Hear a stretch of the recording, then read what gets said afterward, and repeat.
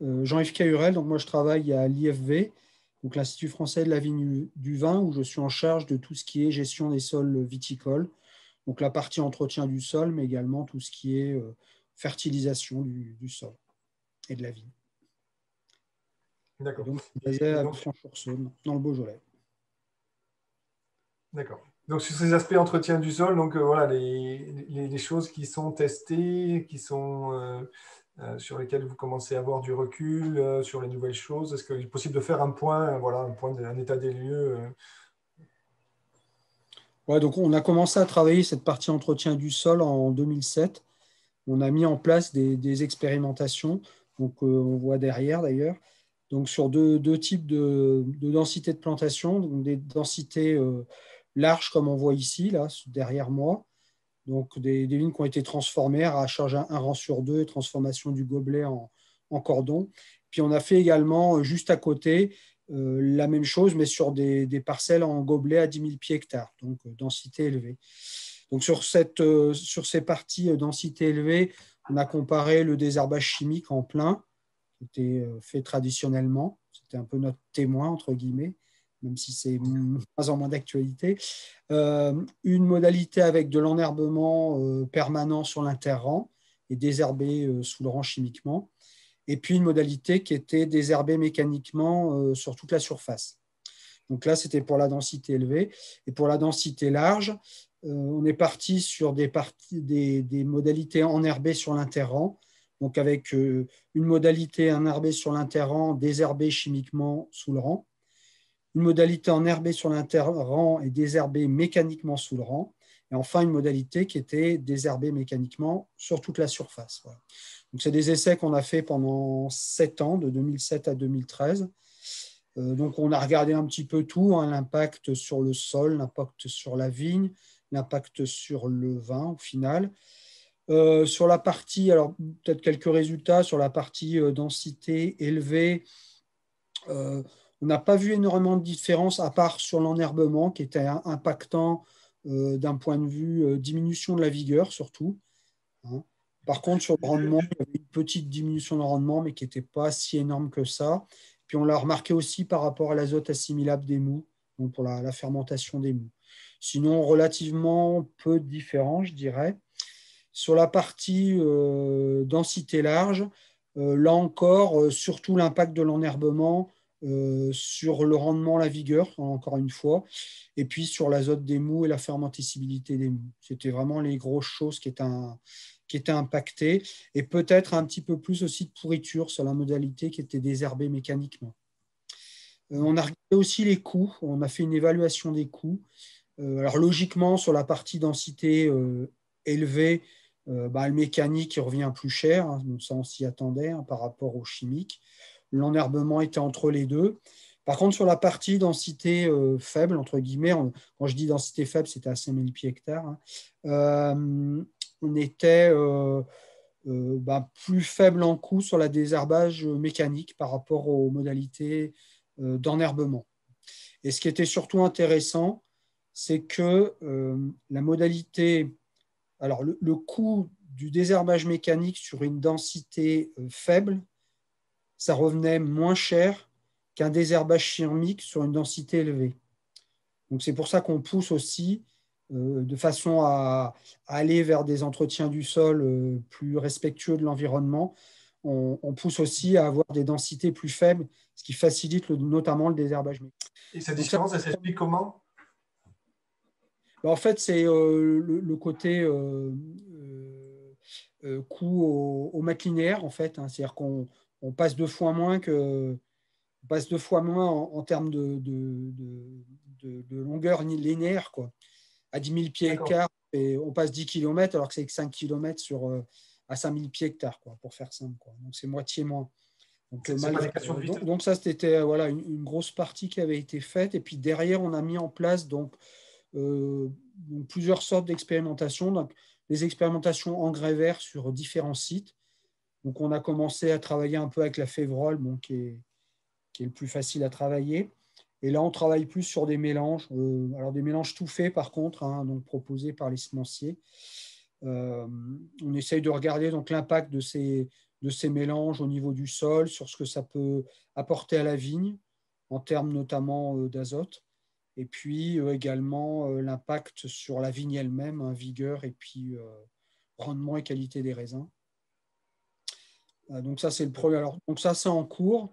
Bon, les résultats sont plutôt intéressants, même si honnêtement, l'impact azote, on le voit quand même très peu, quoi. Euh, je pense que bon, il faudrait vraiment qu'on fasse beaucoup de biomasse je pense, pour que ça ait un impact au niveau de la vie. Alors, on le voit sur 3 essais, on le voit vraiment que sur un essai, cet impact azote, quoi. Et encore, il est pas énorme, énorme. Donc, je Tu dirais que parles les d'impact positif ou négatif? positif, hein, au niveau, Positif, voilà. d'accord. C'est-à-dire que ça évite d'apporter de l'engrais azoté, par exemple.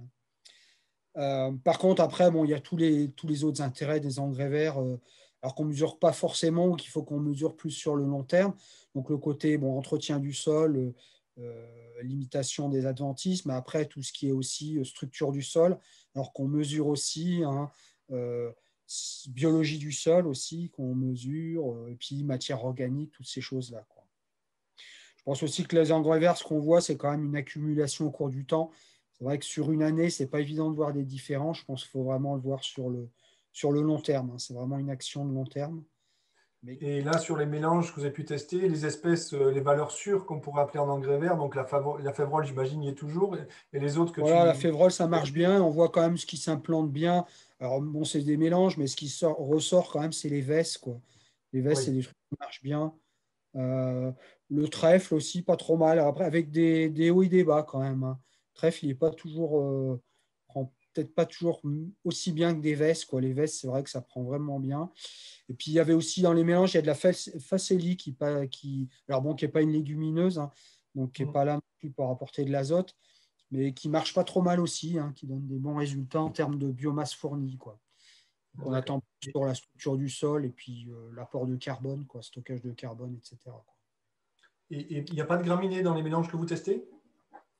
Si, il y en a, avoine et puis seigle, mais qui se D'accord. développent pas énormément, énormément, quoi. Alors là, et puis on a pu voir aussi que des fois, c'est pas évident de gérer ces engrais verts, hein, donc la date de semis, date de destruction, et puis sur une parcelle, bah, c'est la parcelle qu'on voit derrière, où on a essayé d'implanter plusieurs années de l'engrais vert, on n'y arrive pas, quoi, hein, c'est compliqué. Donc Parce c'est que la pas. stratégie aujourd'hui, c'est quoi en termes de date d'implantation par rapport aux vendanges et date de destruction l'année d'après? C'est quoi qui se détache aujourd'hui? Disons que nous, on n'a pas essayé des dates, on l'a fait un petit peu comme on pouvait, donc c'est vrai que, et puis comme peuvent le faire aussi les viticulteurs, nous, honnêtement, on le fait à chaque fois après vendange.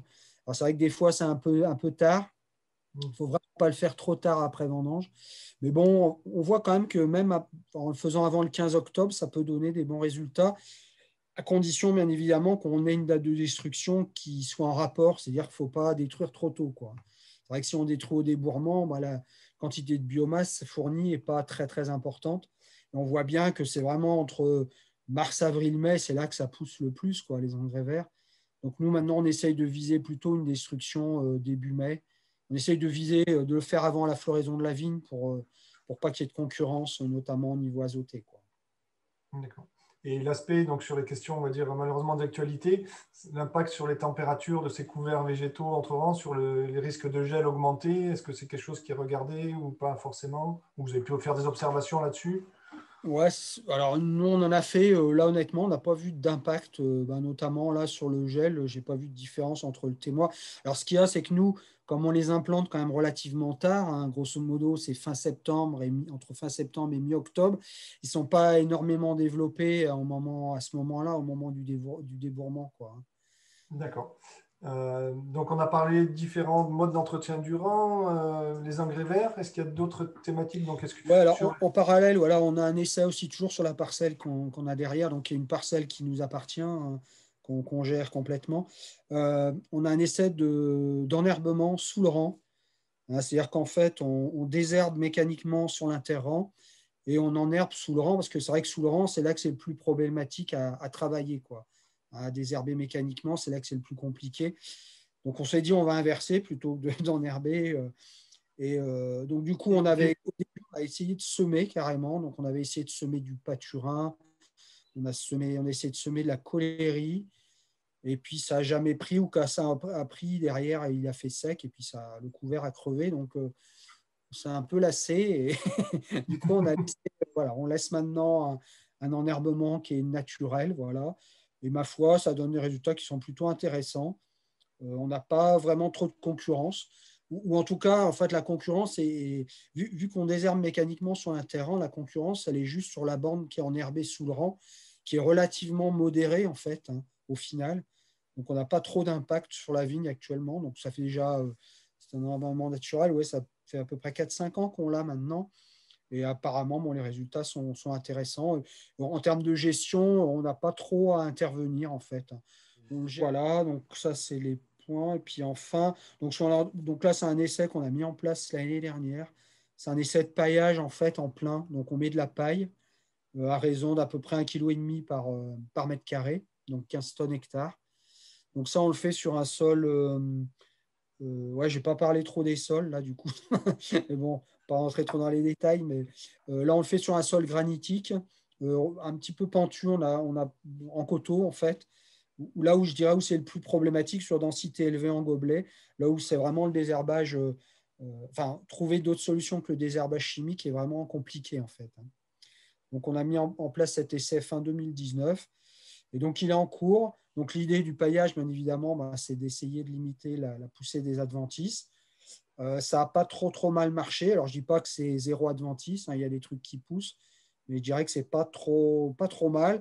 Et pour le moment, on n'a pas trop de soucis au niveau de la vigne. On avait aussi un peu peur de la fin d'azote qui a la paille. Donc, Oui. pour le moment, enfin, bon, on n'a qu'une année de recul, hein, il faut être prudent, mais on n'a pas trop d'impact à ce niveau-là. J'ai une collègue dans l'Anjou qui fait ça également, mais depuis 2 ans, et elle non plus n'a pas vu d'impact.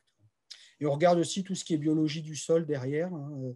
Donc là, on voit par contre, il n'y a pas photo, hein, le fait de pailler. Donc à la fois, on protège le sol, on a aussi une meilleure humidité, hein, ça on le mesure aussi. Donc ça peut être aussi intéressant par rapport au changement climatique. Et puis le fait d'avoir une meilleure humidité, donc on a plus de vie. Et puis le fait de mettre de la paille, ça apporte du carbone, ça fait de la nourriture. Donc on le voit aussi au niveau biologie du sol, biomasse microbienne, les lombriques, les nématodes, tout ça, ça les augmente de façon vraiment très significative.